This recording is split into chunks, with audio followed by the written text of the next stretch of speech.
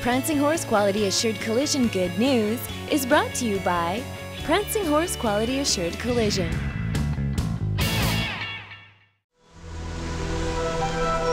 It's the highest mountain on Earth. And every year, people from all over the world spend thousands of dollars in hopes today it's going not good to reach the top. The death rate of everybody that goes on the mountain is 1 in 40. That's still higher than most people would want to accept for a holiday. And one curious filmmaker from Vancouver was so intrigued by the lure of this mountain, she made a documentary about it.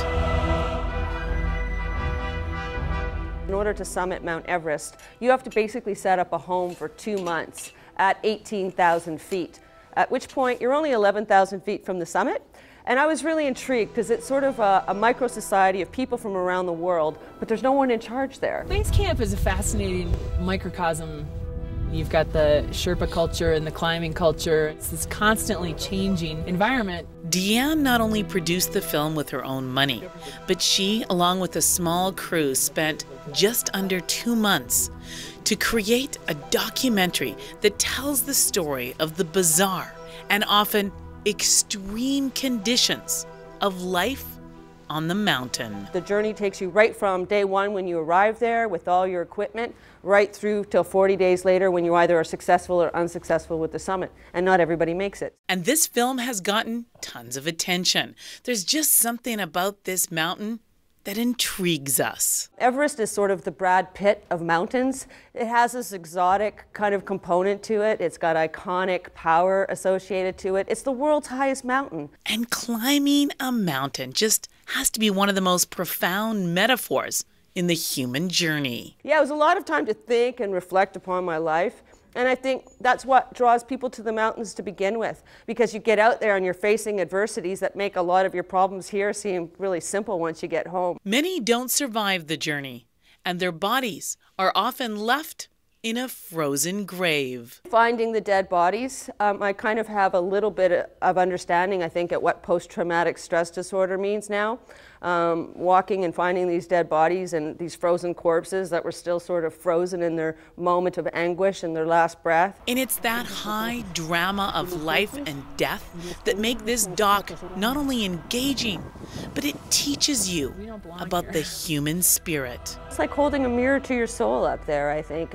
There's who we think we are, and then there's what you do in a moment of crisis. We all like to think we're those benevolent people that would like stop and like save somebody on the mountain, but the truth of the matter is you might find yourself having to decide it's either I try to save you and we both die, or I go on. Camp 2 from base camp over. A lot of foreign climbers understand how much of a spiritual place this is. Anyone who comes here will have to be humble. Deanne has taken 40 days at base camp on tour, and one of her first stops is at Robinson's Outdoor Store in Victoria. And for this West Coast filmmaker, having the chance to produce this film is a dream come true. I grew up with a picture of Hillary and Tenzing in my bedroom. I loved the story of the first summit of Everest. It was after the Second World War. You had a man from the east and a man from the west, and together they summited the world's highest mountain. We don't belong here.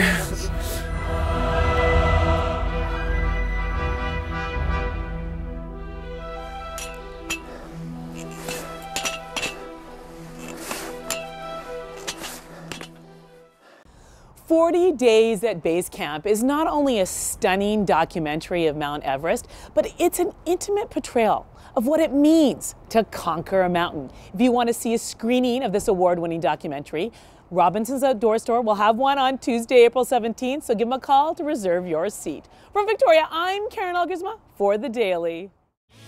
Prancing Horse Quality Assured Collision Good News is brought to you by Prancing Horse Quality Assured Collision.